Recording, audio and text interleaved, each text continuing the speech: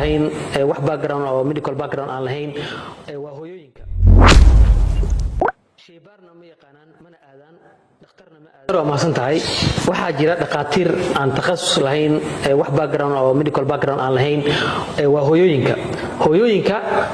shaybaarna ma yaqaanaan mana aadaan dhakhtarna ma aadaan waxay sameeyaan markuu ubadka ka xanuunsado cunuga markuu ka xanuunsado waxa ugu horeeya ay sameeyaan xitaa guriga waxa u yaala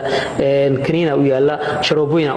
u yaala waxyaabo fara badan u yaala markuu cunuga habeenkii ku xanuunsado isla markiiba sharoobada siinaysa maskaxdeeda sharoobooyin gaar ah yaa ku soo garaysan kaniina qaar ah yaa maskaxda ay ku haysaa waxa la siinaya cudurka loo siinayo way ogtahay ayadaa go'aansatay ayadaa qaadanaysa hooyooyinkaas oo kale maxay tahay talada aad siin lahayd ubadkaasi sharoobooyinka ama kaniinka hooyada ay siinayso halis intee leeg ayuu ku jiraa maxayna tahay aragtida ku aadan maadaama aad tahay khabiir dhanka caafimaad waxa ugu muhiimsan waxa weeye hooyooyinka dabcan waxay ka mid yihiin bii'adan ama qaabkan aynu u noolahay ee lagu wada nool yahay oo laga yaabo marar badan inuu caafimaadku inoo fadhiyo hadday tahay laga soo bilaabo xirfadlayaasha caafimaadka iyo dhakhaatiirta iyo ilaa hooyooyinka taa waxaan ka leenahay waa dhibaato kale oo jirta oo la mid ah dhibaatooyin kale ay dhakhaatiirtu ay ka cabanayaan tusaale ahaan dawooyinkaas yaala waa dawooyin aana maaragtay dhakhtar inta badan laga yaabo inuu soo qorin kolka horeba laga soo iibiya hadda farmashi maaha waxa laga soo iibiyaa dukaan baa laga soo iibiyaa dukaan ayaa laga soo iibiyaa dawooyinkaas marka lamaba garanayo marka dawooyinkaas waxay yaalaan xaafadda dhibka ugu fara badan u geysanayaan carruurta waxa weeye hadda qandhajabinta kale waa loo golyahay laakiin waxa kale la isticmaalaya hadda waxaa yaala antibiyootik qalajiyaal baa yaala waxaa yaala dawooyin kale oo qufaca loo isticmaalayo everyday waa la isticmaalaa ciyaalka marka way la wada qabsadaanba hooyadu waxay leedahay waxaad ii soo qaadaa sharoobada qufaca waxaad ii soo qaadaa dur shumaya oo kale maalanba magac loo bixiyo shuban joojiyaha abu bariis baa la soo qaadi waxaas oo dhan carruurta way dilaan hadda maalan qalajiyaha oo kale shuban buu ku keenaya bakteeriyada calooshu ka dilaa resistant wax la dhici dawadu hadda kadib waxba qaban mayso bone separation lafaha iyo dhuuxu ibar ka dhiga hooyadu laakiin maanta waxay kula tetracycline baa siiyey waxaan siiyey hebel shamiiteeye oo maaragtay saxarada lagu adkeeyo waxaa la siiyey abu bariis baa siiyey falaajiil oo iyadoo dee noqotayba dawa iska caan marka aad loo isticmaala dhakhtarkii iyo hooyadii waxay isku qoray isku dawo cilmigu waa intaa un laakiin dhakhtarku wixii uu kala hagaajin u kala nidaamin marka dhibkaas waxaan leenahay insha Allah haddii la yiraahdo hooyooyinku inay ka daayaan oo hadduu waliba inta badan waxa ka xanuunsanaya waa carruurta yarka in la ilaaliyo dhakhtar loo geeyo ku habboon waa tahay doctore waxaa jira inta badan waxa ka dhawaajisay saddexdan in ay isku xiran yihiin dhakhtarka shaybaarka iyo maaragtay daaweynta bukaanada in ay muhiim ay yihiin waxaa jira annaga waxaan ku sugannahay Kismaayo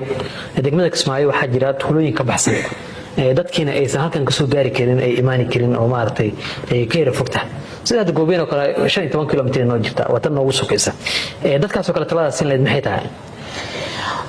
goobaha ka fog meelaha hadda maalan meel kastaba ha aad Kismaayo kalima magaalo kalisto weyn maarta tuulooyin iyo meelo oo ka fog baa jirta tuulooyin hoos yimaada waxa laga yaabaa in maarta adeega caafimaadku uu ku yar yahay marka adeega caafimaadka waxyaana waxa wax basic oo yaani asaasi ah oo maarta laga maarmaan waxna waxa weeye wax u baahan maarta in qofka loo soo rifaar gareeyo oo maarta loo soo diro meelo kale loo diro marka waxaan dhigaa meelahaas oo kale hadda intaan ogahay meelaha hadda magaalada hoos tagta sida goobeyn iyo tuulooyinkaasi maarta hoostaga inta badan waxay health center leeyihiin goobo caafimaad bay wasaaradda caafimaadka ay gacanta ku hayso waxa ugu muhiimsan waxa weeye waxyaabaha emergency in laga heli karo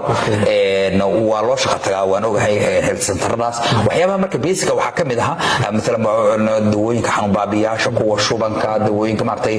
qalajiyaasha qayb kamid ah faytamiinaadka baaritaanada waxyaabahaas oo kale wixii inta ka badan in la soo rifaar gareeyo oo meelaha adeeg u yaala la keeno waxaan ognahay inaan maarta adeeg meel kasta la wada gaarsiin karo iska tabaryar yahay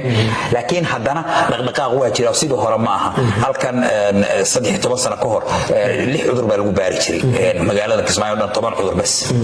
oo malaria typhoid inta waa 13 sano ka hor macna haddana maanta waxa la marayaa in maarta ma sha Allah baaritaanadii oo dhan basically wixii maarta asaasiga la hayo marka taana waxaan leenahay dadka gacanta ku haya ee wasaaradda caafimaadka iyo dadka gacanta ku haya inay ka dadaalaan waxyaabaha muhiim muhiimka ah dadkuna hadduu cudurku uu cudur maartay yar culus loo arko ama uu qofku maartay in maartay soo fargareeyo wala soo gudbin waata doctor intaanan u gudbin gabagabada intaanan u gudbin waxaan ognahay qof walba in ay waajib ku tahay ama uu mudan yahay in uu la kulmo dhakhtarka shaybaarkana uu maro daawadana uu qaato inay muhiim tahay laakiin yaa si gaar ah u mudan in oo baaritaan uu maro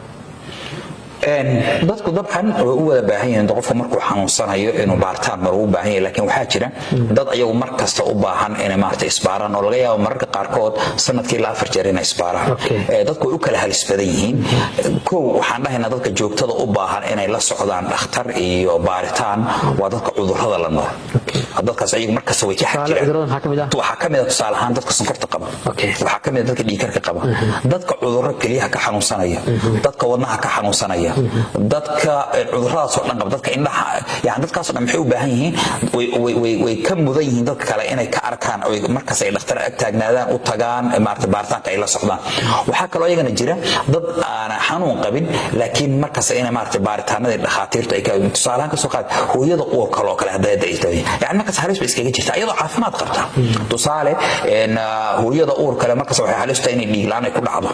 hooyada uur kale waxay halis u tahay inay mataana ay qaado mararka qaarkood oo mataana la rabay la rabay laga inay u soo bixin waxa halis u tahay hooyadaasi inay dhiig kar ay maartay uu ku dhaco waxa loo yaqaan eclampsia inaga u naqaan marka dadkaas kale hooyadaas kale ayana waxa la rabaa markay uurka yeelato iyadoo caafimaad qabto goob caafimaadka inay booqato oo dhakhtarkeeda ay ku xiraato si looga badbaado waxyaabo fara badan oo maartay laga yaabo gadaal inay ka dhacdo waxba laga qaban karin markay dhacaan tusaalahan oo kale hadii hooyadu ay maartay dhiig bax uu ku dhaco uurka ay leedahay marka dhiig baxay waxa laga yaabaa inuu already ilmihiiba uu tagay ama ay noqoto in maartay ilmihii uu soo dilmo laakiin inta ayna dhicin karo hadii computer lagu la sii socon lahaa oo dhakhtaradu la sii ogaan lahaa wuxuu baa laga yaabaa in laga qaban lahaa marka macnaha dadku uu category bay waxa kaloo iyadana muhiim ah dad kaloo iyagana maartay markaas muhiim ah dadku ay waaweyn yihiin oo kale dadku markay da'da la noqdo oo kale age kala noqdo ayaguna inay dhakhtarta ay ka aga dhawaadaan laakiin guud ahaan inta farmashi lagu xirnaan lahaa in dhakhtar lagu xirnaado dhakhtarkuna waa inuu isticmaalo dhageysiga bukaanka iyo shaybaar sax ah halka waxaan rabaa inaan uga faa'iideysto dhakhtarku ma dhax fadhiisan kara farmashi dhakhtar farmashi dhax fadhiya ma jiro dhakhtar farmashi dhax fadhiya oo ku shaqeynaya ma jiro dhakhtarku waa farmashi waxa lagu taga pharmacist bas loogu talagalay waxaad arkaysaa bukaan baa ku imanay wuxuu ku leeyahay magaalada dhan dhakhaatiirtooda waan dhameeyay marka isbitaalka tagtay wuxuu ku leeyahay farmashi baan tagay marka dhakhtarku sidii farmashi loogu talagalay marka waa waxyaabaha inaga dib inoo dhigaya marka waxaan ilaa bukaanadu dawada ayna iibsanin dhakhtarka ha u tagaan hana isbaaraan dhakhtarka marka maxaa laga rabaa marka loo yimaado dhakhtarka waxa laga rabaa markuu dhageysto kadib inuu diyaar u yahay qofkan inuu baari karo si fiican hadda baaritaanka bixin ka war waa problem kale dib kale weeyaan marka dhakhaatiirtu dabcan isku duruufo ma aha waa la kala duruufo bedelan yahay laakiin dhakhtarku markuu uu meel furayo waxa koobaad uu ka fikiraya waa 3 shay mid labaad ma leh waa 3 dhakhtarkii oo bini aadankii ah laba shaybaarkii saddexa oo qalabkii ah iyo dawadii saddexda adiga oo ku diyaarsan oo maartay 50% ama 30% ku diyaarsan hadaad meel furto waxaad ogaataa bukaanka waxa aad ku daweynayso marar badan inuu ka imanayo khalal isdaba mar tusaale ka soo qaad bukaanka boga xanuunaya boga markuu xanuunayo cudurro badan baa keeni kara dhakhtarku waxa laga yaabaa inuu u qaato maadaama qalabkii iyo computerka la saarayo una haysanin inuu isira qiyaas gaas bahaya laakiin gaas una hino dhagax axmejida kaga jirto maxaa kale ku kala sheegaya waxa ku kala sheegaya maxaa dhihi jiray computer ku kala sheegaya qof baa maartay laga yaabaa inuu maskaxda ka xanuunsanayo maskaxdu ka xanuunsanaya midna waxa looga shaqeysan jiray faal ku dhuftay okay faalgu waa laba qaybood mid dhiig furan maartay hemorrhage la dhiig madax ku furan mid dhiig waaya madax labadaas waa u dhintaan madaxu maxaa ku kala saar iskaanka madaxa la saaray marka macnaha uu sheegay muhiimadda uu shaybaar ku leeyahay marka wax kasta waa keenaysa marka dhakhtarku waxa la rabaa markuu meel fariisanayo ee bukaan u imanayo inuu asaguna dadaalo qalabkii uu haysto wax ku baari lahaa dawadana intuu tabartiisa uu dadaalo markaas cudurka hoos loo dhigay alxamdulillah hadda magaalada wax badan baa iska bedelay oo hadda cudurrada inta badan waan ogaanaa yani waa horumar aad u weyn marka insha Allah waxaan rajaynaynaa barnaamijyadaasi in ma aragtay dadku ay ka waantoomaan dawo intaad ku dhiman lahayd oo ku dili lahayd shaybaarka iyo dhakhtarka ayaa kaaga fiican دكتور waxaa ka dhawaajisay in horay 13 sano ama 10 sano ka hore magaalada Kismaayo baaritaanada la baarayo shaybaarada ay sameyn karaan ay aad u yaraayeen oo dhowr malaria typhoid meelaha on la baari jiray haddana waxaa ka dhawaajisay in baaritaanada guud ahaanba la heli karo degmada Kismaayo ay ku filan tahay isbitaalada ama degmada Kismaayo ma laga heli karaa dhammaan baaritaanada qofka uu u baahan yahay isagoo aadin ama u baahan inuu dalka dibadiisa aado jawaabtaasi waxaan is leeyahay waa sax su'aasha aad weydiisay jawaabteeduna 13 sano ka hor baaritaanada aan haynay aad bay u koobnaayeen laakiin maanta baaritaanada intii muhiimka ahayd oo dhan magaalada Kismaayo alxamdulillah hadda waa isbitaaladu waa hayaan laga soo bilaabo waxyaabaha la qaado miyiga haday noqoto qalabka casriga ah ee Soomaalidu inta badan laga yaabo dadku aad ba hadda wax loo wada maqlay iskaanadii wax kasta waa yaala marka baaritaanka maanta aan baarayno waxa laga yaabaa magaalooyinka waaweyn sida caasimadda oo kale wax yar ma ogina waxba lagu kala horeynin marka waxaan rabnaa dadka inaan la wadaagno baaritaanada ma la isku halayn karaa oo guud ahaanba Soomaaliya hadda baaritaanada yaala maxay yihiin xaqiiqda waxa weeyda Soomaaliya horumar badan xagga caafimaadka ka jira waxa uu sii badnaato 12 sano u dambeysay gobolada Soomaalida oo dhan horumar fara badan ayaa ka jira marka waxaan leenahay dadka u socdo banaanka ee markasta banaanka aadaya waxaan is leenahay waqtiga hadda uu soo yaado dadka duruufta marka ku kalifaysay marka baaritaanka guud ee Soomaaliya la qabna haddana maartay magaalada Kismaayo aad bay ugu talaabsatay 12 sano u dambeysay xagga horumarka laga soo bilaabo waxa ugu hooseeya la baariyo waxa ugu sareeya haddana way sii socotaa oo isbitaaladina aad bay u badanayaan goobaha caafimaadka gaarka loo leeyahay qalab fara badan oo casri ah la keenay hadda waad arkaysaa maanta marka aad hoos tagtay baaritaanku waa 24 hours buu socdaa isbitaalka baaritaanada dibadda loo aadi jiro dhan waa ugu yaalaan marka waxaan leenahay dadka Soomaaliyeed in ay ku kalsoonaadaan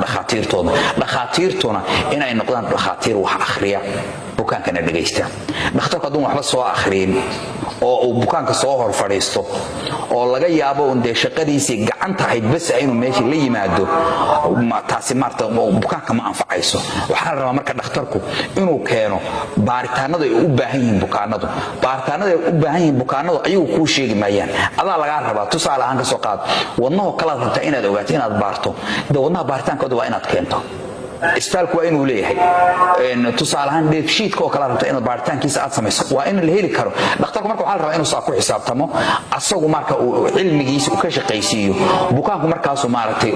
cudurkiisa la ogaanaya laakiin hadii ay noqoto sidii hore ee classic ayadii aan ku shaqayn jiray oo ah in maaragtay dhakhtarku uu iska shaqadiisa iska wato kii uu yimaada dhiig laga qaado kaadada laga qaado hadii jirto maya bukaankeenu ma aha in uu maaragtay meelo fara badan ay ku rafaadaan intii maartay dadkaas wax loo qaban karo in wax loo qabto marka waxaan leeyahay Kismaayo baaritaankeedu aad iyo aad ayuu u fiican yahay boqolkiiba 60 waa shaqadiisa aad u fiican tahay Dr. Ahmed waa maasan tahay waana kaaga mahad celinayaa waqtiga ku bixisay in barnaamijkan gungaarka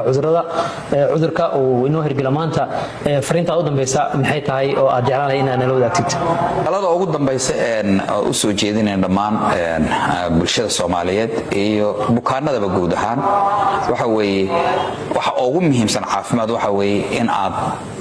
aad jidka loogu talagalay oo bukaanku uu maro jidka loogu talagalayna waxa weeye waa dhakhtarka shaybaarka kadibna dawada marka waxaan dhihi lahayn bukaanadu dawada la isticmaalayo dib badan bay nagu haysaa qofka dib badan bay ku haysaa oo cudurkiisi maartay cudur ahayn uu isticmaalaya laga yaabaa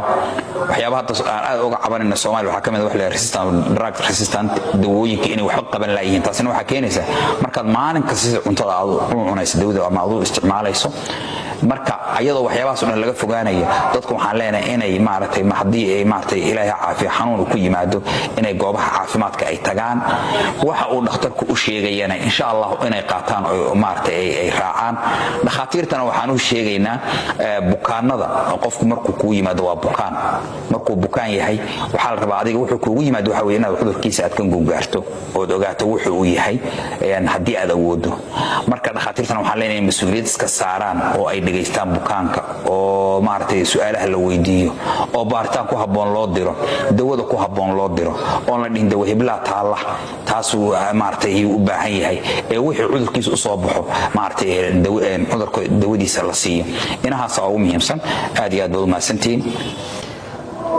waa tahay daawadayaal waxaa intaasi inoogu dhan barnaamijkeena gungaarka cudurka oo marti inoogu ahaa Dr. Axmed Maxamed Xuseen agaasimaha guud ee isbitaalada Daryeel Dr. Cinro anigu waa Cabdirasaaq Sheekh Maxamed Cabdirasaaq Afrika dhanka farsamada iyo kaamirada waxaa gacan weyn ka geystay saaxiibkay Cabdiraxmaan Shaati Cadde barnaamijyo la mid ah ayaad kala socon doontaan hadduu alla ma yidhin beedkan isbitaalka Daryeel iyo weliba Dalbile Radio iyo TV intaynu barnaamijka mid la mid ah ku kulmeyno aniga iyo dhammaanba bahda isbitaalka Daryeel iyo Dalbile waxaan naga tegaynaa sidaas iyo nabadgelyo